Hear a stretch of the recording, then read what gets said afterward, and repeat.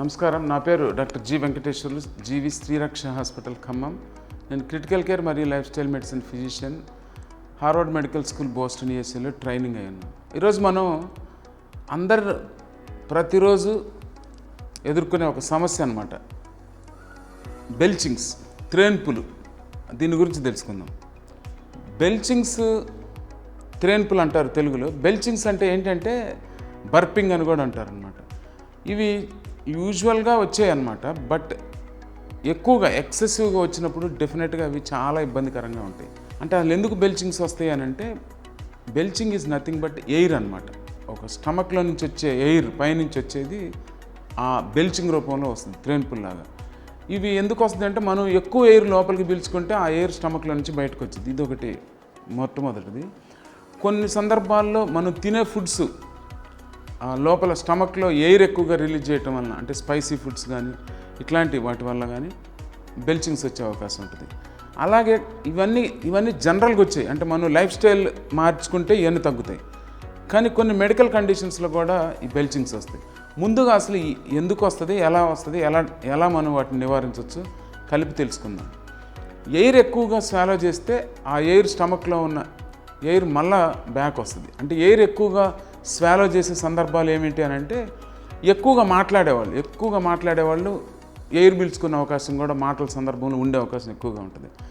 అట్లాగే ఎక్కువగా ఫాస్ట్గా అనమాట, అంటే ఫాస్ట్గా మీల్స్ కానీ ఏదన్నా ఎనీ ఫుడ్ తినేవాళ్ళు ఏంటంటే దాంతోపాటు ఎయిర్ కూడా మింగే అవకాశం ఎక్కువగా ఉంటుంది. ఆ ఎయిర్ మళ్ళీ మనకి బెల్చింగ్స్ రూపంలో బయటకు వస్తుంది. అట్లాగే స్మోక్ చేసేవాళ్ళు, స్మోక్తో పాటు ఎయిర్ కూడా బాగా పీలుస్తారు కాబట్టి అది కూడా మళ్ళీ మనకి బయటికి బెల్చింగ్స్ రూపంలో వచ్చే అవకాశం ఎక్కువగా ఉంటుంది. అలాగే స్పైసీ ఫుడ్ తినేవాళ్ళు, అలాగే హై ఫ్యాట్ ఫుడ్ తినేవాళ్ళు, వీటిల్లో ఏమవుద్దంటే స్టమక్ బ్లోటింగ్ లాగా ఉండేసి బెల్చింగ్స్ వస్తూ ఉంటాయి. అలాగే ఆల్కహాల్ తీసుకునే వాళ్ళలో కూడా, ఆల్కహాల్ తీసుకోవటం వల్ల ఏమవుద్దంటే లోవర్ ఈసోఫేజియల్ స్పింక్టర్ అని ఉంటుంది. అంటే ఈసోఫేగస్ స్టమక్కి మధ్యలో ఒక స్పింక్టర్ ఉంటుంది అన్నమాట. ఇక్కడ దీనికి మధ్యలో ఉండే ఆ స్పింక్టర్ రిలాక్స్ అవుద్ది, అంటే ప్రెషర్ తగ్గుతుంది. దానివల్ల ఏమవుద్దంటే ఈ స్టమక్లో ఉన్న కంటెంట్స్ అన్నీ గ్యాస్ రూపంలో బయటకు వచ్చే అవకాశం ఉంటుంది. సో ఈ అన్ని సందర్భాల్లో యూజువల్గా వస్తుంది. అంటే వీటిని మనం తగ్గించుకోగలిగితే డెఫినెట్గా దీన్ని తగ్గించుకోవచ్చు. ఇలా కాకుండా కొన్ని మెడికేషన్స్ వల్ల రావచ్చు, అంటే లాక్సేటివ్స్ వల్ల కానీ, యాంటీబయాటిక్స్ వల్ల కానీ, అలాగే కొన్ని డిసీజ్ సందర్భంలో కూడా బెల్చింగ్స్ వస్తాయి. ఏమేమి డిసీజ్లు అని అంటే irritable bowel syndrome, any infections, లేదంటే peptic ulcer disease, acid peptic disorder అంటారనమాట. అట్లాంటి డిసీజెస్లో కూడా బెల్చింగ్స్ ఎక్కువ వచ్చే అవకాశం ఉంటుంది. ఇట్లాంటి సందర్భాల్లో ఎక్కువగా వస్తుంటే డాక్టర్ని సంప్రదించవచ్చు. అయితే మనం ఎలా మరి ఈ బెల్చింగ్స్ని ఇంత ఫ్రీక్వెంట్గా వస్తే చాలా అసహ్యంగా ఉంటుంది అనమాట. మాట్లాడుతున్నప్పుడు, వర్క్ చేస్తున్నప్పుడు, ఏదైనా ఇంటర్వ్యూలో ఉన్నప్పుడు ఇలా వస్తే చాలా ఇబ్బందికరంగా ఉంటుంది. అండ్ అదేమనిపిస్తుంది అంటే ఇన్సల్టింగ్గా ఉంటుంది, వేరే వాళ్ళకి చాలా ఇబ్బందికరంగా ఉంటుంది, మన రెస్పెక్ట్ని అంతా పోగొట్టేటట్టుగా ఉంటుంది. మరి ఎలా ప్రివెంట్ చేయాలి అని అంటే, కొన్ని మెడికేషన్స్ కూడా వాడవచ్చు.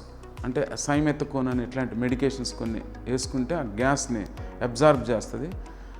వీటికన్నా మెయిన్గా ఏంటంటే మనకు ఎందుకు వస్తుంది అన్నది, ఇప్పుడు పైన చెప్పిన కారణాలు ఉన్నాయి కదా, ఆ కారణాల్లో ఏదుందో చూసుకొని దాన్ని మనం కంట్రోల్ చేయగలిగితే, అంటే ఎయిర్ ఎక్కువగా పీల్చే సందర్భాల్లో ఫాస్ట్గా తినేవాళ్ళు అయితే స్లోగా తినండి, ఎక్కువగా వాటర్ తీసుకోండి.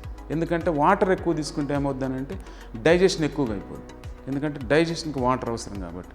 అప్పుడు ఎక్కువగా ఫుడ్ డైజెషన్ అయిపోతే వెళ్ళిపోద్ది, కింద పేగుల్లోకి వెళ్ళిపోతుంది. అలాగే ఎక్కువ స్మోక్ చేసేవాళ్ళు స్మోకింగ్ తగ్గించుకోవటం, మానేయటం చేయాలి. అలాగే మాటలు స్పీడ్గా మాట్లాడేవాళ్ళు స్లోగా మాట్లాడటం, అంటే మరీ నోరు తెరుచుకొని మాట్లాడితే ఎక్కువ గాలి పీల్చే అవకాశం ఉంటుంది కాబట్టి ఇట్లాంటివన్నీ. హై ఫ్యాట్ ఫుడ్ తినేవాళ్ళు తగ్గించుకోవటం, ఇలాంటివన్నీ చేస్తే ఖచ్చితంగా మనం ఈ ఎక్కువగా వచ్చే ఎక్సెసివ్ బెల్చింగ్స్ని తగ్గించుకోవచ్చు, ప్రశాంతంగా ఉండొచ్చు, ఎదుటివారి ముందు రెస్పెక్టబుల్గా మనం ఉండొచ్చు.